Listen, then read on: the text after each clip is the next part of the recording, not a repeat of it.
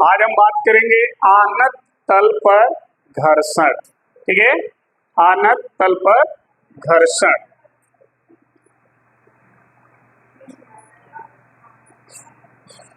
आनत पर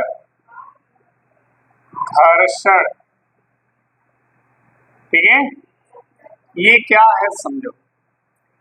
कोई तल है, ये मान लीजिए क्षैतिज है और इस क्षैतिज से थीटा कोण पर ये कोई तल झुका हुआ है, तो इस तल को हम बोलते हैं आनत तल, यानी झुका हुआ तल।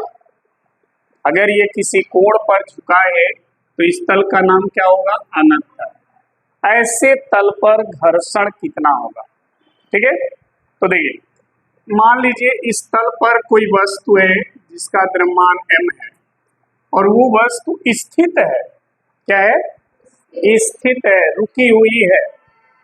मतलब समझो, अगर ये वस्तु यहाँ पर रुकी है तो वस्तु का जो द्रव्यमान होगा, भार होगा, वो ऊर्ध्वाधर किधर काम करेगा? नीचे की ओर, एकदम लंबवत नीचे की ओर काम करेगा। तनिको इधर उधर ना, एकदम सीधे नीचे की ओर। ये इसका भार है। किसका? वस्तु का। ये वस्तु का भार है mg। ठीक है, अच्छा, इस वस्तु पर जो प्रतिक्रिया बल लगेगा तल का, वो प्रतिक्रिया बल है ये r। ठीक है, और इस वस्तु को जो रोक के रखा है वो है घर्षण बल Fs। ये ऊपर की ओर, तभी वस्तु को सरकने से वो क्या किया?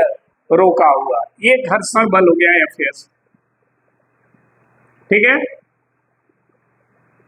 ये जो mg है इसको दो भाग में तोड़ेंगे। एक इस तल के लंबवत ऐसे दिशा में और एक इस तल के समांतर ऐसे दिशा में। अगर ये थीटा है तो ये भी थीटा होगा।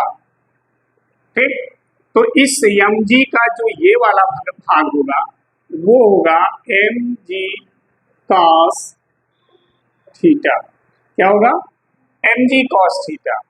और ये वाला जो भाग होगा वो होगा mg sin थीटा।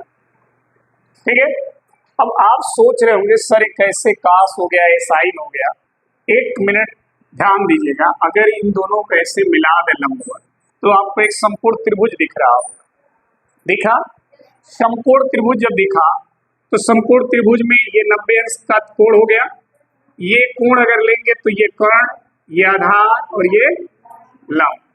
तो देखिए अगर हमें ये भुजा निकालनी है तो हम cos का फॉर्मूला लगाएं, cos थीटा बराबर, तो ये क्या है? आधार, आधार है बटा, और ये कर्ण, और कर्ण क्या है? mg। mg का गुणा इधर कर दो तो आधार बराबर क्या आएगा? mg cos। इसीलिए हमने इस भुजा को क्या लिखा है? समझ में आ गई बात? अच्छा, ये mg sin थीटा कैसे आ गया? देखिए अगर हम इस भुजा का मान निकालें, इस भुजा का, तो देखिए ये भुजा और ये भुजा समांतर है, तो जो मान इसका होगा वही, तो इस भुजा का मान कैसे निकलेगा? साइन से। साइन थीटा बराबर लंब, लंब बटा कर्ण, तो कर्ण है mg। mg का इधर गुणा कर दोगे तो लंब बराबर होगा mg साइन थीटा। ठीक है, तो ये भुजा हो गई mg साइन, तो इसी के समांतर ये है तो ये भी हो जाएगी mg साइन। ये तो क्लियर हो गया कैसे हुआ? समझ में आ गया ना? अभी मत कहना सर कैसे हुआ। ठीक है, अगर वस्तु स्थित है, मतलब सीमांत स्थिति के स्थिति में है। सीमांत स्थिति क्या होता है? वस्तु एकदम फिसलने के लिए तैयार हो गई है, फिसल नहीं रही है, एकदम तैयार है। थोड़ा सा अगर ये कोण बढ़ा पर्दे सरक जाएगा। समझ आए बात? कोनो लड़का स्लीपर पे बैठ गए, अब एकदम सर के तैयार बा। ठीक, तो घर्षण बल इतना लगा है कि उसको रोक के रखा है। अगर थोड़ा सा कोई पीछे से पुश कर दिया तो लड़का सरक के हो चला गया। ठीक है, लेकिन नहीं सरक रहा, उतने पे रुका हुआ है। इसका मतलब जो घर्षण है वो उसको रोक के रखा है। उस घर्षण को हम क्या कहेंगे? सीमांत घर्षण, क्योंकि वो सबसे अधिकतम घर्षण है जो उसको रोक के रखा है। वह घर्षण अब उससे ज्यादा नहीं हो सकता। ठीक है, तो हम लिखेंगे माना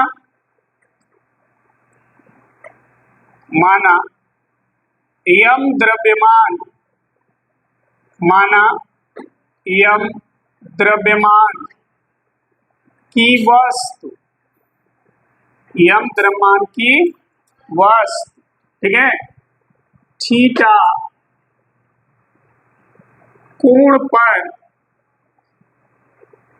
थीटा कोण पर झुके हुए नत, झुके हुए नत समतल पर क्या है? स्थित है। मान लिया यम द्रव्यमान की वस्तु है जो थीटा कोण पर झुके हुए नत समतल पर स्थित है। वस्तु पर निम्न बल कार्य कर रहे हैं। अब निम्न बल कौन कौन कार्य कर रहा है वस्तु पर, वो हमें समझना। पहला बल क्या है? घर्षण बल। एक बल कौन सा लग रहा है उस पर? घर्षण बल Fs, घर्षण बल Fs। एक तो बल ये लग रहा है। दूसरा बल कौन सा काम कर रहा है? दूसरा बल वस्तु का भार, ये भी लग रहा है। वस्तु का भार कौन? mg। और तीसरा अभिलंब प्रतिक्रिया बल R, ऊपर की ओर। तीसरा है अभिलंब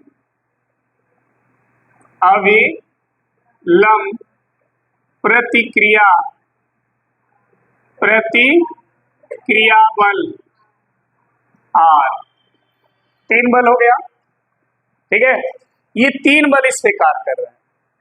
भार जो mg है इसका ऊर्ध्वाधर घटक है mg cos और क्षैतिज घटक है mg sin थीटा। यहां लिखेंगे भार mg का ऊर्ध्वाधर घटक mg cos थीटा और क्षैतिज घटक mg sin थीटा है। समझ आ गई बात? वस्तु का जो ऊर्ध्वाधर घटक है वो mg cos थीटा है और क्षैतिज घटक mg sin थीटा है। सीमांत स्थैतिक की अवस्था में, सीमांत स्थैतिक की अवस्था में, मतलब बस एकदम फिसलने वाली है, ऐसे स्थिति में जो Fs है वो mg sin थीटा की क्या है? बराबर है। में Fs minus mg sin theta बराबर 0, यानी इन दोनों का रिजल्ट क्या आ रहा है? 0। इसलिए बस एकदम फिसलने के लिए तैयार हो गई है। अगर Fs ज्यादा होगा तो बस तो फिसलने के लिए तैयार नहीं होगी, बस तो आराम से रुकी रहेगी। अगर mg sin थीटा ज्यादा होगा तो बस तो फिसल रही होगी। लेकिन एकदम फिसलने की स्थिति में है, मतलब दोनों बराबर है, और जब दोनों बराबर होंगे तो दोनों का अंतर क्या आएगा? 0। इसीलिए हमने लिखा है Fs minus mg sin theta बराबर 0, अर्थात Fs बराबर mg sin थीटा। इतना घर्षण बल लग रहा है उस पर, ठीक है। अब देखिए हाई जो है ना, हाई वो इसके बराबर है, किसके, आर के। देखिए अविलंब प्रतिक्रिया बल, अविलंब प्रतिक्रिया बल, बल mg cos थीटा को क्या करता है, संतुलित कर रहा है, संतुलित करता है, मतलब उसको बैलेंस कर रहा है, इसको जीरो कर रहा है r। इसका मतलब r minus mg cos theta equal to zero. mg cos theta को इधर भेज दें, हाँ नहीं दिख रहा, बहुत अच्छे बच्ची हो। देखो mg cos थीटा को उधर भेज दो तो r बराबर हो गया mg cos थीटा, और ये हो गया समीकरण 2। ठीक है, देखिए बस जब कोई वस्तु आनत तल पर होगी तो उस पर लगने वाला घर्षण बल तो इतना हो गया, ये तो फिक्स हो गया।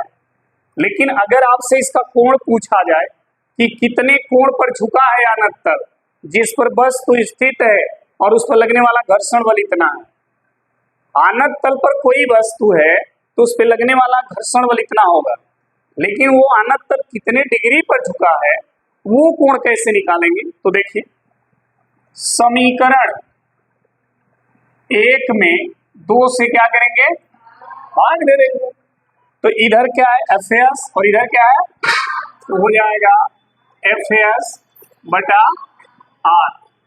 सही है, इधर देखिए mg साइन थीटा है, mg साइन थीटा बटा, और इधर है mg cos थीटा, mg से mg, अच्छा साइन cos क्या हो गया, नहीं दिख रहा, आई होगा अब हम सेलेक्ट करें, हो गया।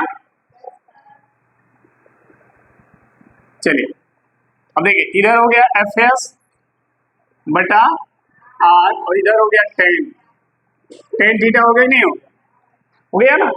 अच्छा चूंकि Fs बराबर क्या होते हैं, Fs बराबर होता है म्यू एस इंटू, होता है ना, ये Fs का मान यहाँ रख दो, हो गया म्यू एस इंटू आर बटा बराबर टेन थीटा, आर से आर तो टेन थीटा बराबर हो गया म्यू एस, ये हो गया। अगर यहाँ से थीटा निकालोगे तो टेन इधर आएगा, तो टेन इनवर्स म्यू इंटू यहाँ से कोण निकल जाएगा। ठीक है, कितने कोण पर आनत तल झुका होगा वो हम निकाल सकते हैं।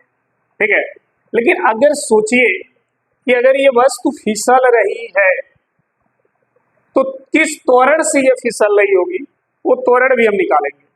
अगर वस्तु इस पर से फिसल रही है, ठीक है, तो त्वरण क्या होगा उसकी भी अभी हम चर्चा करेंगे, फिलहाल नोट कर लीजिए। यार सब सही है, बाई मिस्टेक कहीं हो जाए तो अलग बात है। देखिए तो ये तो सीमांत स्थैतिक की स्थिति में था ये। ठीक है, यदि अगर हम ये मान लें कि यदि वस्तु ए त्वरण से, यदि वस्तु ए त्वरण से गति करती है, तो अगर वस्तु ए त्वरण से गति कर रही है तो उस त्वरण का मान कितना होगा। तो देखिए अगर ए त्वरण से वस्तु नीचे आ रही है, नीचे, इसका मतलब ये ज्यादा है और ये कम है, सही बात है। तो हो जाएगा M G sine theta minus F S बराबर एम ए, यही होगा। ये भी एक बल है, ये भी एक बल है, दो बलों का अंतर बल होगा, दो बलों का अंतर क्या होगा, और बल बराबर क्या होता है एम में, बल बराबर क्या होता है, तो वही हो गया एम में, इन दोनों का अंतर बल और वो बल बराबर हो गया एम में, न्यूटन का द्वितीय नियम। बहुत अच्छा बच्चे हो। अब देखो एफ एस, समझना इधर, एफ एस का मान हम लोग निकाले हैं, एम जी साइन ए रख दें तो ये तो नहीं गलत हो जाएगा। देखिए हम ए निकालना है ना हमें, तो अगर ए निकालना है तो सीमांत स्थैतिक की स्थिति में है, हमें ए चाहिए, तो ए बराबर क्या हो जाएगा, M G sine theta minus F S बटा एम।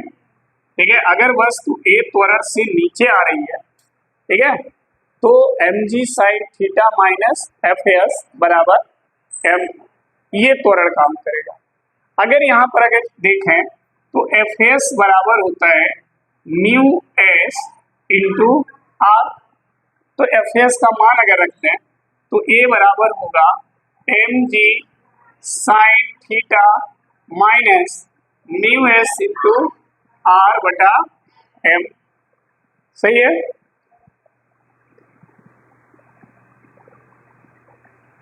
ओके। चलिए देखिए, तो ये हो जाएगा त्वरण का। देखिए त्वरण का सूत्र ये है, अगर घर्षण बल दिया है तो लगने वाला त्वरण निकाल लेंगे, अगर घर्षण बल नहीं दिया है, प्रतिक्रिया बल दिया है, स्थैतिक घर्षण गुणांक दिया है, तब त्वरण का ये सूत्र हो जाएगा। ठीक है, समझ में आ गई बात। और यदि आर का मान आपको पता है कि आर किसको बैलेंस करेगा, क्योंकि आर बराबर है एम जी कॉस थीटा है, ये मान यहाँ रख दें तो ए बराबर हो जाएगा M G sine theta minus mu S M G cos theta by M. सही है, आप चाहें तो एम जी दोनों में से कॉमन कर लें, तो कॉमन कर लेंगे तो क्या आएगा, देखिए कॉमन करें तो क्या आएगा, तो देखिए ए बराबर हो जाएगा एम जी और ये हो गया sine theta minus mu s cos theta by m, हो गया एम से एम कम, तो बचा क्या a g sine theta minus mu s cos, ये भी त्वरण आ गया, नोट कर लीजिए।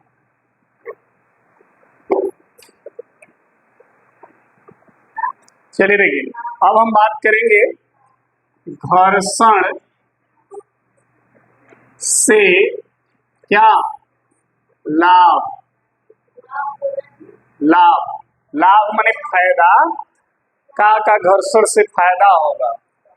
तो देखो पहला फायदा घर्षण से बता रहे हैं कि घर्षण के कारण ही हम सब लोग चल पाते हैं।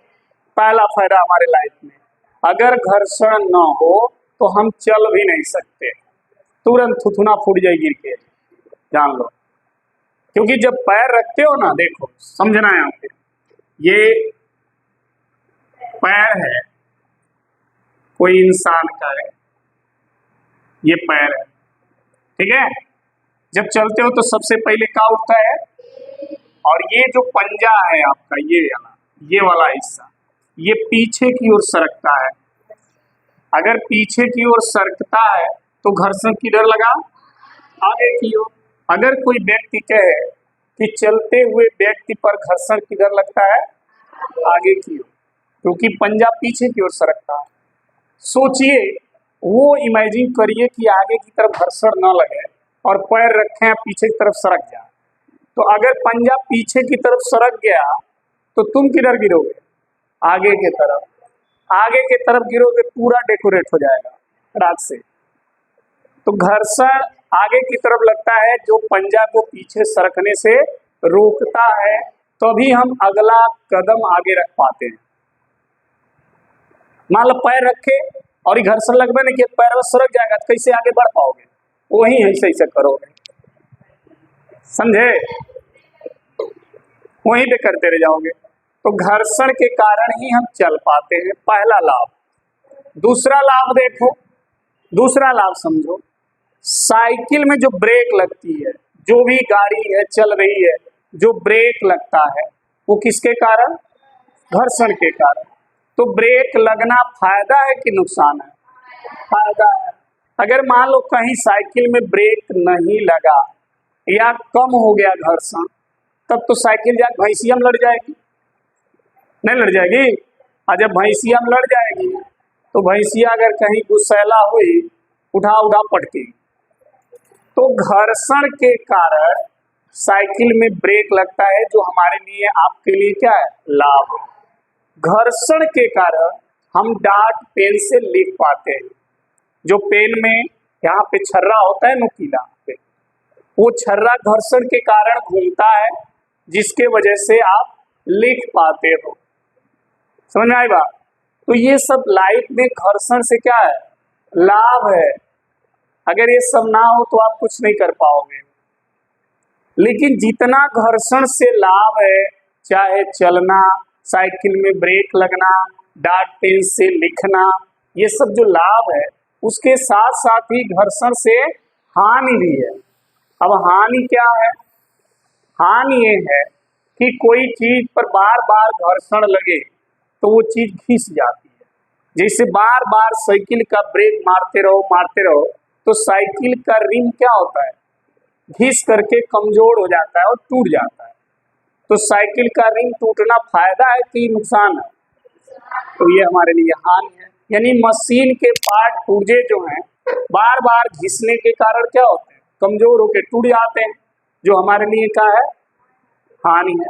हम चलते घर्षण के कारण है, लेकिन चप्पल घिस के टूट जाता है तो नुकसान है।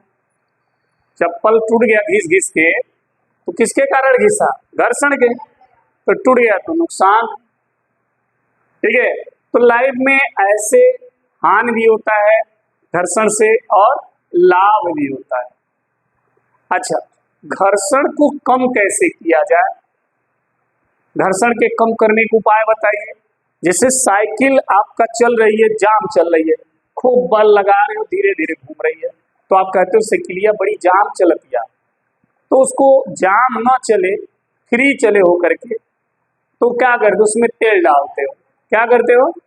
तेल डालते हो, मोबिल है, गिरीस है, उसमें डाल देते हो। ऐसा पदार्थ डालते हो ताकि उसमें फिसलन आ जाए। फिसलन आने से साइकिल फ्री होकर के चलने लगती है। तो घर्षण को कम करना अगर है तो मोबिल या ग्रीस का प्रयोग करिए, घर्षण क्या हो जाएगा, कम हो जाएगा। घिरनी का प्रयोग करिए। घिरनी, अगर किसी चीज को रस्सी से खींच रहे हो तो ज्यादा बल लगेगा, घिरनी लगा दोगे तो आसानी से खींच लोगे। क्यों? क्योंकि घिरनी घर्षण को क्या करेगा, कम कर देगा। तो ये सब घर्षण के कम करने के उपाय हैं, ये तरीका है घर्षण को कम करने का। ठीक है, तो अगर पेपर में आता है घर्षण से लाभ बताइए तो लिख लेंगे, घर्षण से हानि बताइए, कर लेंगे, घर्षण को कम कैसे किया जाए ये भी कर लेंगे। ठीक है, बेयरिंग लगा दीजिए। बेयरिंग, साइकिल में बेयरिंग होता है किस लिए, ताकि घर्षण कम हो जाए, आसानी से चले, तो बेयरिंग लगा दीजिए, घिरनी लगा दीजिए, गिरीस मोबिल डाल दीजिए, घर्षण क्या होगा, कम हो जाएगा। ठीक है, ये सब उसके कम करने के उपाय। तो ये घर्षण का टॉपिक जो पूरा हमारा था वो कंप्लीट हो गया। अब इस पे रिलेटेड न्यूमेरिकल की बात है, अब न्यूमेरिकल पे हम चर्चा करेंगे। ठीक है।